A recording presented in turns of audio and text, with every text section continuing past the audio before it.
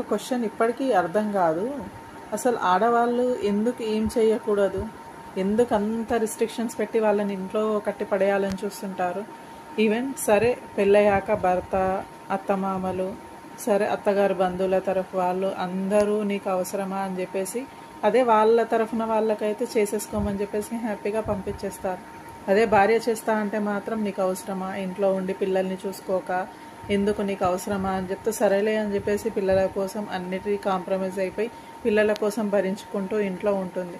సరే పిల్లలు ఒక స్టేజ్కి వచ్చారు కదా, ఏదో ఒకటి చేసుకోవాలి అని అప్పటి ఆశ చావక మళ్ళీ ఏదో చేద్దామని చెప్పేసి ప్రయత్నాలు చేసి సక్సెస్ అయితే పిల్లలు కూడా క్వశ్చన్ వేసే రోజులు వచ్చాయి. ఇప్పుడు నీకు ఇది అవసరమా, నువ్వు ఎందుకు చేస్తున్నావు, నిన్నెవరు చేయమంటున్నారు, హ్యాపీగా తిని ఇంట్లో కూర్చోక నీకు ఏం అవసరం వచ్చింది, బయటకు వెళ్ళి అంత కష్టపడి అంత వర్క్ చేసి అంత ఏముంది అని చెప్పేసి క్వశ్చన్ ఇస్తున్నారు. నేను పిల్లలకు చెప్పేది ఒకటే, రేపు మీ పిల్లలు ఇదే క్వశ్చన్ మిమ్మల్ని అడుగుతారో లేదో నాకు తెలియదు, కానీ నేను మాత్రం ఒకటే చెప్తున్నాను, మీకు పిల్లలు పుట్టేదాకా కూడా శ్వాస వదిలేసే వరకు కూడా నా అనుకున్నది సాధించాలనుకున్న వారు ఊరికే కూర్చోరు. వాళ్ళు ఏదో ఒకటి సాధించి తీరతారు. ఎందుకంటే వాళ్ళకి సాటిస్ఫాక్షన్ అనేది ఉండదు లైఫ్లో. ఎందుకంటే కొన్ని పరిస్థితులు బాగాలేక వాళ్ళు ఇంట్లో ఉండిపోవాల్సి వస్తుంది కాబట్టి ఉన్నారు. బట్ వాళ్ళ లోపల ఉన్న ఆశ అనేది చావదు. ఇప్పటికీ అది యాక్టివ్గానే ఉంటుంది.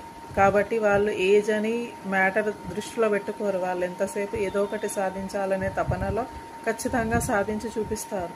సాధించాక వచ్చే క్వశ్చన్స్ ఏంటంటే, నీకు ఇది అవసరమా, ఇటు ఎందుకు వెళ్తున్నావు, అటు ఎందుకు వెళ్తున్నావు అని క్వశ్చన్స్ వేస్తుంటారు. కాబట్టి ప్రతి ఒక్కరికి చెప్పేది ఒక్కటే, దయచేసి మీకేమన్నా కష్టం వస్తే ఆపద వస్తే చెప్పండి, అంతవరకే. కానీ ప్రతి దాంట్లో ఒక తల్లిగా అర్థం చేసుకోవాలి, కానీ ఇదెందుకు చేస్తున్నావు, అదెందుకు చేస్తున్నావు అని చెప్పేసి ప్రతి దాంట్లో క్వశ్చన్స్ వేయడం అనేది కరెక్ట్ కాదు.